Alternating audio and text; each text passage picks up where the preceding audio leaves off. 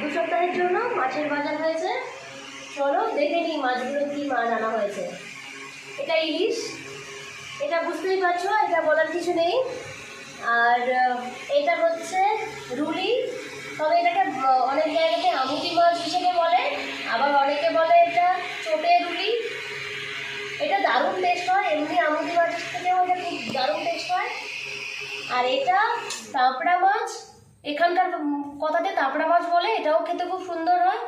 আর এটা তোপসে মাছ, এটা তোপসে মাছ একটু কম আনা হয়েছে। আর এটা হচ্ছে দারুণ টেস্ট হয়, নোটে মাছ এটা।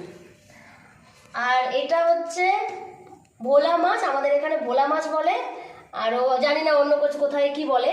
এটা দারুণ খেতে হয়, তেল ঝাল দারুণ হয়। আর এটা হচ্ছে ইলিশ, এটা একটু ছোট ইলিশ, এটা তবে যখন বাজারে এনেছিলাম